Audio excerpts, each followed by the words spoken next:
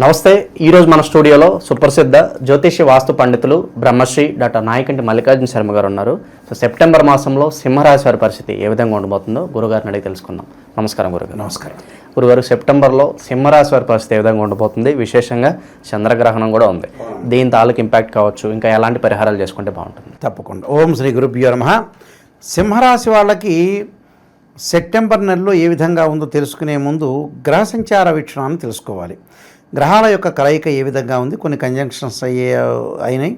అలానే శని మీనరాశిలో వక్రస్థితిలో ఉండటం, రాహు కుంభరాశిలోను, అలానే గురువు మిథున రాశిలోను, కుజుడు కన్యారాశిలో ఉండి ద్వితీయార్థంలో తులారాశిలోకి సంచారం చేయటం, అలానే శుక్రుడు కర్కాటక రాశి నుంచి సింహరాశిలోకి సంచారం చేయటం, ప్రథమార్థంలో ముఖ్యంగా శుక్రుడు కర్కాటక రాశిలో ఉండటం, ద్వితీయార్థంలో సింహరాశిలోకి వెళ్ళిపోవటం, రవి బుధుల యొక్క కలయిక కూడా సింహ కన్య రాశిలో సంచారం చేయటం, కేతువు సింహరాశిలో సంచారం చేయటం జరుగుతుంది.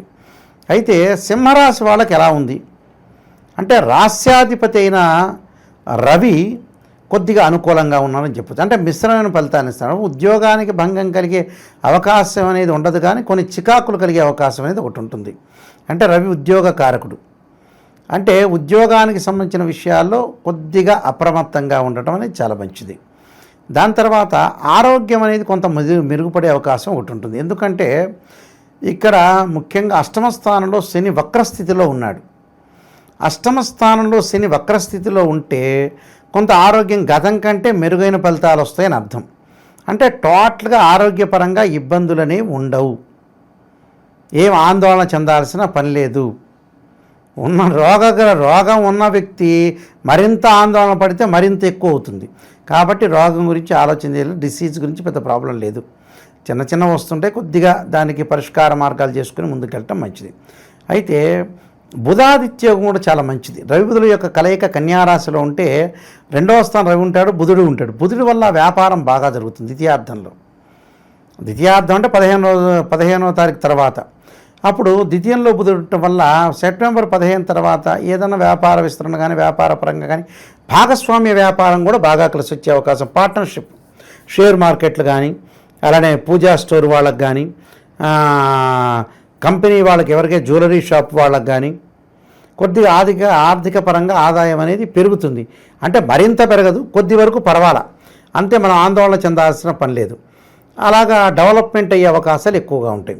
అయితే సింహరాశి వాళ్ళకి ఏంటంటే పంచమాధిపతి అలానే అష్టమాధిపతి అయిన గురువు లాభస్థానంలో ఉన్నాడు. ఆర్థిక పరంగా సంక్షోభం లేదు, మనం పని చేస్తే డబ్బులు వచ్చే అవకాశం ఉంటుంది. నాయకంటి గారు నేనేం పని చేయకుండా ఇంట్లో ఉన్నానంటే ఎప్పుడూ డబ్బులు రావు. భగవంతుడి యొక్క ఆశీర్వచనం ఉండాలి, మనం కృషి చేయాలి, కృషి చేస్తేనే అనుకూలంగా ఉంటుంది. ఈ గురువు వల్ల ఆర్థిక పరంగా ఫైనాన్షియల్ డెవలప్మెంటు, ఇన్కమ్ అనేది ఇంక్రీజ్ అయ్యే అవకాశాలు ఎక్కువగా ఉంటాయి. కాబట్టి పిల్లలకు కూడా, చదువుకునే పిల్లలకు కూడా అనుకూలంగా ఉంటుంది. అంటే అతి శ్రద్ధతోటి చదివే అవకాశం అనేది ఉంటుంది. సంతానం లేని వ్యక్తులు ఉంటారు, అలాంటి వాళ్ళకు కూడా సంతానం కలిగే అవకాశం అనేది ఖచ్చితంగా ఉంటుంది. సో గురువు మంచివాడు ఇక్కడ. అలానే ద్వితీయార్థంలో బుధుడు మంచివాడు. నిజం చెప్పాలంటే ఇక్కడ ఏదైతే అష్టమ స్థానంలో శని ఉన్నాడో వక్రగతిలో ఉండటం వల్ల ఆరోగ్యం మెరుగుపడుతుంది. శని మంచివాడే. రాహు కూడా మరింత చెడ్డవాడు కాదు, మిశ్రమ ఫలితాలు ఇచ్చే అవకాశం అనేది ఖచ్చితంగా ఉంటుంది. అయితే మరి మిగతా గ్రహాల యొక్క ప్రభావం ఏంది? శుక్రగ్రహం ప్రభావాన్ని మనం చూద్దాం. తృతీయాధిపతి ఇక్కడ శుక్రుడు అయ్యాడు. ఈ తృతీయాధిపతి శుక్రుడు వల్ల ఎలాంటి ఫలితాలు? తృతీయాధిపతి అయ్యాడు, దశమాధిపతి కూడా వీళ్ళకి శుక్రుడు అయ్యాడు. ఈ శుక్రుడు వచ్చేటప్పుడు సింహరాశి వ్యయంలో ఉంటాడు, తన స్థానంలో ఉంటాడు. తన స్థానానికి ఎప్పుడు వస్తాడు?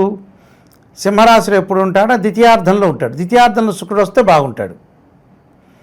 అంటే వివాహ శుభ కార్యక్రమాలు నిర్వహణ చేయటం, ప్రతి పనిలో విజయాన్ని అందిపుచ్చుకోవటం, ప్రతిదీ కూడా ఆకర్షించుకోవటం, బంధుమిత్రులతో సఖ్యత, మిత్రులతోటి కూడా అనుకూలంగా ఉండే అవకాశం ఖచ్చితంగా ఉంటుంది. సో శుక్రుడి వల్ల అనుకూలంగా ఉంది, ఎలాంటి ప్రాబ్లం లేదు. అయితే కేతు ఉన్నాడు సింహరాశిలో, జన్మంలో కేతు ఉన్నాడు. నేను ఇందా చెప్పినట్టుగా ఆరోగ్యపరంగా ఇబ్బందులు లేవు, కానీ కేతు కొద్దిగా ఆరోగ్యపరంగా ఇబ్బంది కలిగిస్తాడు. జన్మంలో కేతు మంచివాడు కాదు, 3, 6, 11 స్థానంలోనూ మాత్రమే కేతు మంచివాడు. అయితే జన్మంలో కేతు ఉండటం వల్ల చిన్న చికాకులు, తర్వాత ఆరోగ్యపరంగా చిన్న ఇబ్బందులు వస్తాయి. అంటే మేజర్ సంబంధించినవి కాదు, కానీ చిన్న మైనర్ సంబంధించినవి.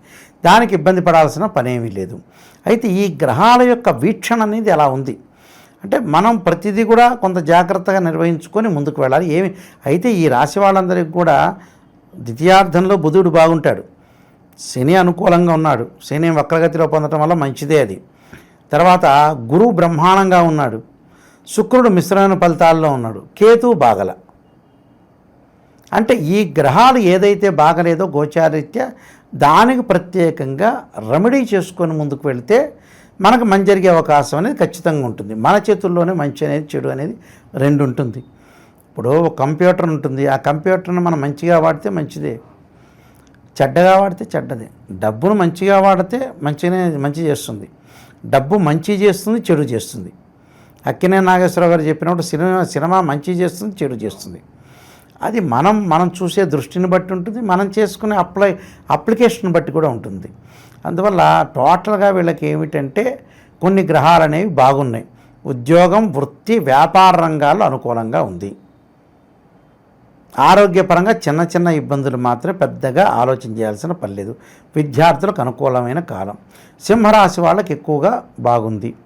ఈ గ్రహణం యొక్క ఎఫెక్ట్ కూడా పెద్దగా ఏముండదు, ఆలోచన చేయాల్సిన పని లేదు. ప్రతిదీ కూడా కొన్ని నేను చెప్పిన రెమెడీస్ అనేవి పాటించి ముందుకెళ్తే సక్సెస్. ఇంకా ఎలాంటి పరిహారాలు వీళ్ళ మంచి ఫలితాలు ఉంటాయి అంటారు గురుగారు వాటి వల్ల? వీళ్ళు తప్పకుండా పరిహారాలు పాటించాల్సినవి ఏంటంటే ముఖ్యంగా సూర్య నమస్కారాలు చేయటం, ఆదిత్యాయుధే శాస్త్రమూర్తాయుధీమే తన్నో సూర్య ప్రచోదయాత్ అనే మంత్రాన్ని, అలానే సూర్య భగవానుడు యొక్క ఆరాధన, అలానే సూర్యుడు సంబంధించి ఏదైనా సరే ప్రదర్శన చేయడం, సూర్య హోమం చేసుకోవడం చాలా మంచిది.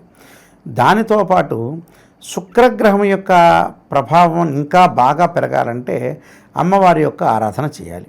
మహాకాళి, మహాలక్ష్మి, మహాసరస్వతి ఆరాధన చేయటం చాలా మంచిది. అయితే ఇక్కడ తృతీయంలో గురువు ఉంటే, తృతీయంలో కుజుడున్నాడు, అది ద్వితీయార్థంలో ఉంటాడు కాబట్టి అనుకూలంగా ఉంటుంది. ద్వితీయార్థంలో రెండవ స్థానంలోనే ఉంటాడు కుజుడు. ఆ రెండవ స్థానం అంటే భార్యాభర్తల మధ్య అన్యోన్య దాంపత్యం అనేది చాలా ఇంపార్టెంట్. అంటే కుజుడు వచ్చేటప్పటికల్లా 15 రోజులు, అంటే ప్రథమార్థం అనగా ద్వితీయం 15 రోజుల వరకు అని అర్థం. ఈ 15 రోజుల పాటు కొంచెం కుజుడు బాగాలేదు కాబట్టి భార్యాభర్త సఖ్యత అనేది ఇంపార్టెంట్. మళ్ళీ ద్వితీయార్థంలో కుజుడు మంచివాడు, ఏం ప్రాబ్లం లేదు, వాళ్ళకి ఇబ్బంది కలగదు. కాబట్టి జాగ్రత్త. అంగారకుడి యొక్క ఆరాధన కూడా చేసి, సుబ్రహ్మణ్య స్వామి యొక్క ఉపవాసం చేసి, సుబ్రహ్మణ్య స్వామి యొక్క ఆరాధన స్త్రీలు కూడా చేస్తే చాలామంది పుట్టలో పాలు పోయటం కానీ, లేకపోతే మనం తత్పురుషాయ విద్యే మహాసేనాయుధీమే తన్నో షణ్ముఖ ప్రచోదయాత్ అని చెప్పి 2 జంట సర్పాలను దానం చేస్తే కూడా చాలా అద్భుతంగా ఉండే అవకాశం ఖచ్చితంగా ఉంటుంది. ఈ నియమాలు పాటిస్తే మనకి మంచి జరిగే అవకాశం ఖచ్చితంగా ఉంటుంది. ఓవరాల్గా ఈ రాశి వాళ్ళందరికీ కూడా సెప్టెంబర్ మాసం ఏ విధంగా ఉండబోతుందో మీ మాటలు అద్భుతంగా వివరించారు. ధన్యవాదాలు. నమస్కారం అండి.